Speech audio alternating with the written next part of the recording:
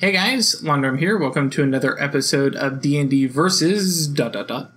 I play a lot of different RPGs, and I like to compare them to probably the most popular one out there right now, D&D 5th Edition.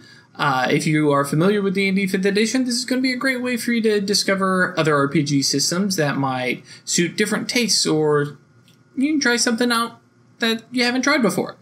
I don't dig too heavily into the nitty-gritty details, but I do try and give you an idea of what you're getting into, and I'll leave it up to you to decide who wins D&D versus ... This week, we're handling D&D versus Shadowrun. Shadowrun is from Catalyst Game Labs. They're behind Shadowrun, Battletech, and Valiant Universe. Shadowrun is set in a cyberpunk dystopian future of Earth. Cyberpunk, as defined by Wikipedia, is a subgenre of science fiction set in a futuristic setting with crazy high tech and massive changes in social order. Specifically, Shadowrun is a fairly unique system, at least in my mind, in that it holds true to those central tenets of cyberpunk, but then adds in a current of fantasy with magic, fantastical creatures, otherworldly spirits, and wild races, and dragons. Rewind back to December 24, 2011, when the great dragon Ryumyo flew out of Mount Fuji, and over the course of a decade, children began being born like elves and dwarves. Then goblinization happened, and people of all ages began to be twisted and wrenched over the course of hours, some even days, into bizarre new humanoid forms, orks and trolls. Bear in mind, orks are spelled with a K around here. Now, the term humanity is far too specific. Doesn't include everyone, so we start to use the term metahumans and metahumanity. With these elves, dwarves, orcs, and trolls, well, we get spells, we get magic. Spell slinging at its finest, as well as people who can turn that magic inward into themselves to perform supernatural feats like running up walls, moving faster than the eye can see, and any number of other magical, mystic arts. Fast forward through several major technological rises and crashes that have changed the landscape as well, and we arrive in 2075 for Shadowrun 5th Edition. Corporations rule the world. Nations still exist, but they've been changed and reduced in scope and power, and a lot of borders have changed since last saw them in history class. The United States has actually been reduced in size and chopped up in all numerous ways. The northern portion actually merged with Canada to become the United Canadian and American States, also known as UCAS. The Confederacy has resurfaced in the south as the Confederate American States. And then the whole western half of North America has been chopped up in other bits. You have the California Free State, the corporate haven of Quebec, the Elven nation of Tir-Tarnagir, I think that's how you pronounce it, and the rest of the western portion of North America has been divvied up by the Native American nations, NAN, to a number of different tribal regions. There's Seattle too, and it's weird. And there's Denver, which is a nuclear toxic waste pit kind of claimed by 5 different nations and ruled by a dragon. That's just what happened in North America. Across the globe, corporations are now the real global superpower. Corporations basically finagled their way into something called extraterritoriality, or extraterritorial land, I guess. Try saying it twice. That basically says that on their property, they are judge, jury, and executioner. On their property, they have their own laws, rules, regulations, and in some cases, military. Either it's their own security division of a sub-corporation, or they actually hire out another corporation like Lone Star or Knight Errant. This sounds kind of scary. It is.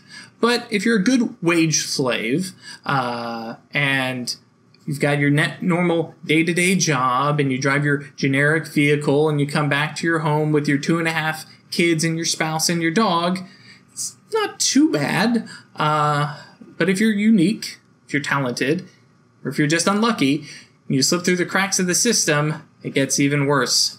In order to track everyone, the nations of the world, probably the corporations, created something called SIN, the System Identification Number. It's your ID for every security system, government database, or corporate goon with a badge and a gun. If you've got one, you're okay, but if you don't have one, much of the world is cut off from you. You can't interact with it. What about these sinless people? Well, you probably don't have a sin if your parents didn't have one. If you're an orc or a troll, you might actually have a hard time getting one. Or you might just be a criminal living off the grid not wanting to be registered.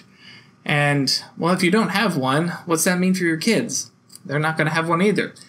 So you can't get a job, so you are forced into a criminal lifestyle or begging and living on the streets. As you can see, where D&D is a world of magic and fantasy, good versus evil, Shadowrun is a cyberpunk game, where the fantasy world of dark and light, black and white, is replaced by varying shades of gray.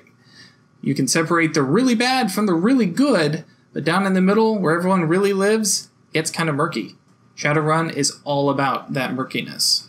Cyberpunk being all about radical change of social order, the introduction of meta-humanity in the form of orks, trolls, elves, and dwarves, and a bunch of other different races, make you question the line of humanity. Do you really care about the horn-scaled troll freak outside? Well, I mean, you will if he's your brother. But what about that woman with the ability to throw fireballs and summon up swirling spirits of water to do her bidding? Is she really human? What about that bulked-up bruiser with his arms and legs replaced by awesome cybernetics? He's more machine than man now. Is that human? This is an interesting world to play around in, especially when you consider that all these fantastical beings used to be human, but they were changed somewhere along the way. And this is all just in the core rulebook. If you get into some of the supplemental books for 5th edition, there's a lot of other stuff. Things like ghouls and banshees and vampires and sentient AI and centaurs and pixies. But we can't go into that now. Money is what rules our world right now. But when you time jump into 2075, well, corporations have a stranglehold on the world, and the dividing line between the haves and have-nots is even more pronounced and noticeable. A normal wage slave lives off of soy food flavored with chemicals, and you'll only really find real meat at a high-end restaurant or a street vendor down on the corner if you're not really looking into what that meat they're selling is. But hey, you've got future technology, you've got access to VR that you can plug yourself into, or Tridio, 3D video and audio. So you can watch cybernetically augmented, hulking athletes playing football like you were sitting right there on the field. So what are you willing to do to make that money? I'm not lying when I say Shadowrun intentionally makes it harder to be a good guy. Look at this table. This one, yeah? This is right out of the core rulebook. If you want your good feelings and to feel like a good guy, your DM is encouraged to reduce how much money you're getting paid on a job. However, if you're willing to be a terrible person, pays pretty well. So are you willing to beat down a bunch of mafia goons? Cool. But how are you going to feel when you realize that the guy's just working security for this gig? He's got a wife and kids that he's trying to provide for, and this is the only job he can get. Or you willing to stand on the neck of that orc kid who hacked into the wrong corporate network and found something he shouldn't have? It's your decision, and you take the jobs that you want. But sometimes you're forced to take a job just so you can get by. You can definitely play the good guy, but it's not going to be cheap. You're going to have to make some enemies. For me, this is the thing for Shadowrun. You've got your sweet hideout, tricked out with security cameras, heavy-duty blast doors, and an armory to deal with anything that comes knocking. But then, on those same security cameras, there's a bunch of gangsters, gangers, hassling local kids on the street, wanting them to join up. I mean, you don't want any trouble. The job you just got off of got kind of sloppy and you're trying to lay low. So what are you going to do? In case it wasn't clear, Shadowrun is all about being a runner. You basically live in the gray area between corporations, gangers, and other organizations. You're a deniable op. You're expendable. You get paid, and if you do a good job, you might get paid a lot. But you're always having to watch that line, because you could just be a throwaway piece in the cog of some corporate machine, some job that has to be done, and they don't want it tracking back to them. They'll get rid of you. The people that you're working with often have another angle to play.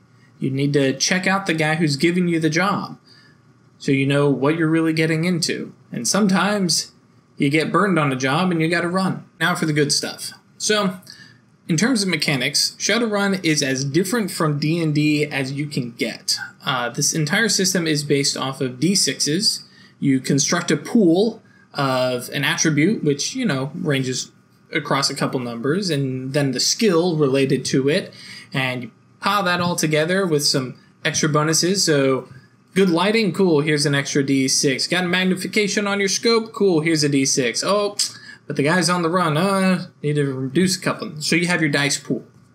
And then you roll. So, say for instance, you got your scope and you're aiming down and you're going to fire a firearm, let's say a long arm, at somebody. Well, dexterity plus your long arm plus whatever equipment bonuses you might have, pile them up, roll them out, and any 5s and 6s, those are hits. Those count as successes, and you'll be rolling against either a stationary number or an opposed die roll based on the particular check. And more hits, more successes, they're good.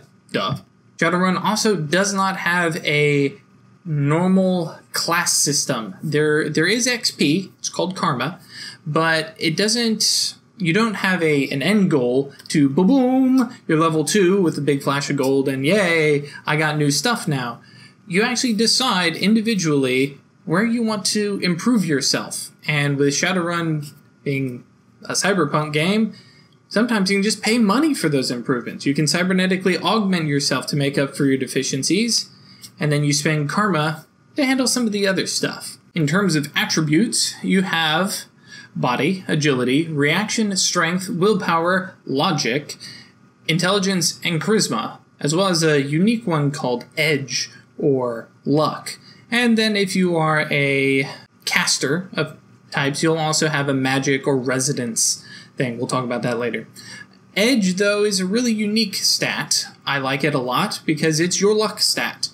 If you ever find yourself needing to get a little bit more oomph, you can actually use a point of your edge and add some extra die to your dice pool. And when you do that, those 6s that you roll, you actually get to re-roll again. So this can cause what they call exploding successes, in which you keep getting more and more and more, and you get really lucky. It's a really cool aspect, and this edge is also used for keeping yourself alive in dire moments. Magic and resonance are the unique caster skills, or attributes, I guess I should say. If you're a caster, like a mage or a shaman or an adept or whatever you want to call yourself, then you use magic. And this basically is tied to your being, your soul, basically. And it actually is reduced, your maximum possible magic stat is reduced based on you using cybernetics. So you can use cybernetics, but don't expect to be as good as a mage as someone who doesn't. Resonance is kind of unique. It's for technomancers. These are people who have somehow reached out and made a connection with technology. They're tech casters, tech mages, wizards, whatever you want to call them. They're able to fling spells in the case of corrupted code through the world around you and hack some dude's crazy cyber gun or unlock a door. Or they can even summon up sprites, weird bits of code that don't belong and shouldn't be real. They're impossible. But here they are doing little things like courier missions or watching over somebody on the internet, which they call the Matrix. In terms of races, they actually call them metatypes. You have your normal humans, elves, dwarves, orks, and trolls, and other varieties thereof in other books. But then for classes, like I said, there's no set class. You usually, though, will fall into a couple different categories. You have your face. This is the face of the group. This is kind of like a bard. Usually charismatic, the talker of the group, the one who slides their way in at a party, or even in a, dive bar full of gangers. You have the street samurai. This is usually the fighter with a code. They might be cybernetically augmented, they might not, but usually the street samurai use swords, blades, they get up front, they're kind of your tanky, beefy guys. You might be a ninja or a covert specialist, whatever you want to call yourself. This is your rogue, this is the guy sneaking in. You've got your mages, or shaman, or adept, whatever you want to call yourself. It depends on how you approach magic. Mages approach magic like a wizard. It's a calculated thing, you learn formulas, and you read out of books. Shaman, however, have access to a lot of the same spells, but they approach it differently. They come at it as a spiritual thing. And adepts are those who channel that magic inward and give them amazing supernatural abilities. And they have mystic adepts who kind of straddle the line of being both caster and adept. They can't do as good as one or the other, but they can actually cast spells while being supernaturally fast. You have the technomancer, who hacks things, interacts with the digital world around them without actually needing any equipment, where everybody else has got some comm link or data pad or hacking device. The technomancer just looks around and sees the matrix, the internet around them, and can just interact with it freely. Also out there in the tech, you have the decker. This is your hacker. This is the guy hacking in with, well, they call them decks, and they're big.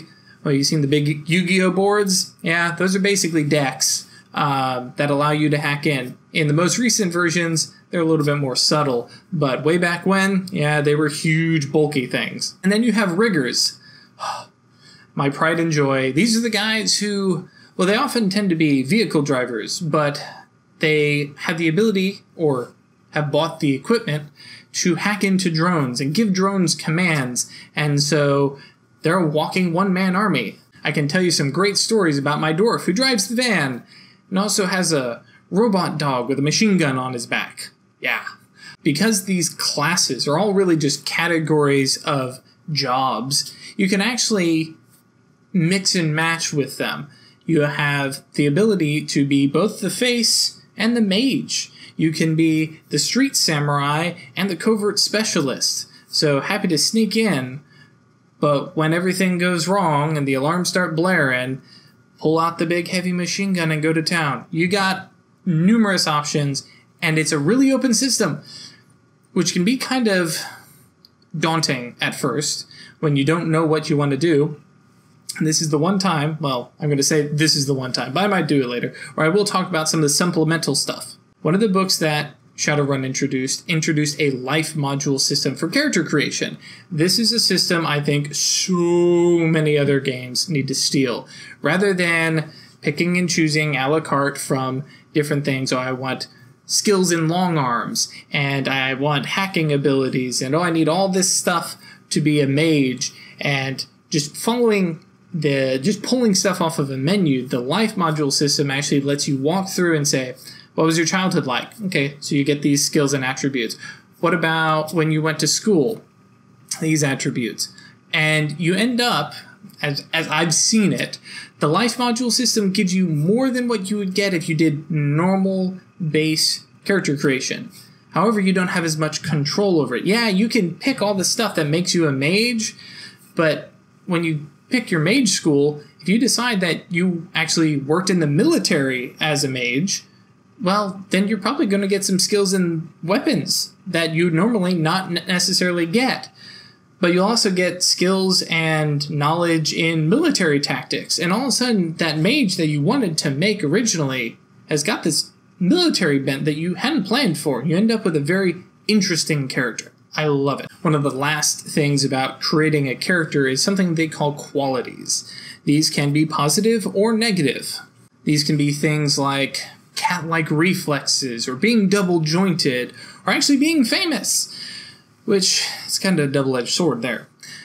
And all these positive qualities give you different bonuses, extra dice to pools, or you know a guy, but they need to be balanced out. You can either buy them at character creation, and you have a budget to do so, and you can buy even more of them beyond that budget if you counterbalance them with negative qualities, things like being sickly or not being able to use cybernetics very well. Maybe your body rejects cybernetics and you can never use them. And you can, of course, pay off negative qualities through karma sometimes, and you can buy new positive ones with karma.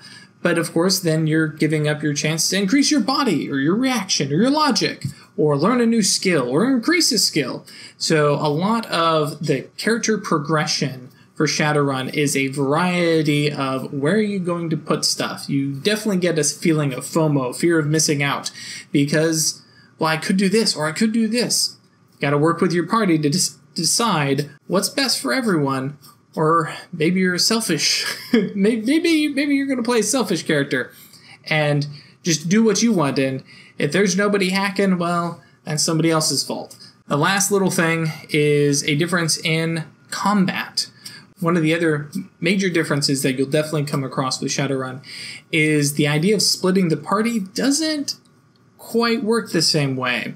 In D&D, everybody is out on the field and they're working together in an area. And somebody might go down one tunnel or another tunnel, and that's splitting the party. But in Shadowrun, you actually have 3 worlds to deal with. You have meat space, where everybody is moving, guns are blazing, swords are being swung, and people are crying for help. But then you have the astral, which is where everything happens magically. Now, magic can be cast in meat space, but there are spirits in the astral plane. Or maybe people are watching you from there. So you need to have a mage covering that. And then you have the matrix, the internet, which, because everything is now connected, it's the future, you have the internet right around you. And you got a big bad guy with a big 50 cal machine gun mowing everybody down, and you need to take him out. Your weapons specialist is down. He's already been hit. What do? You turn to the hacker and have him hack the 50 cal machine gun so it stops firing, it stops working. Maybe for only a couple rounds, but it's enough time for somebody to move in and do something. Or they're actually busy hacking and defending the whole party against an opposing hacker or a technomancer on the loose with all his sprites. This creates a very interesting dynamic where the entire group might be in the same combat scenario in some abandoned warehouse where they were trapped. And there's actually stuff happening everywhere. Here in Meat Space, they're hacking cybernetically in the Matrix, and then over here in the Astral Plane. This adds a lot for the party and the Dungeon Master to handle, but when it all blends together, you get a sense that everybody is awesome. In other systems, the hacker, the thief, might not be great in Meat Space, might not be great in combat, but that's okay, because when combat rolls around, he's not going to be shooting a gun. He's hacking. He's dealing extra stuff. He's shutting down the mainframe. He has his job during combat. The mage is slinging spells, curing wounds, classically. But he could also be dealing with trying to find a way out of here by astral projection and moving through the building and realizing, hey guys, this tunnel has nobody down it. Let's head that way. So at the end of the day, Shadowrun is a vastly different system from D&D. There's definitely some similarities, but once you sit down and actually start to play it, the similarities fade away, and you end up with a very unique system that draws me in, at least, for the idea of playing Robin Hood. I can be the good guy, sticking it to the man, risking it all, establishing connections around my little hideout. And then that job offer comes that's worth a lot of money.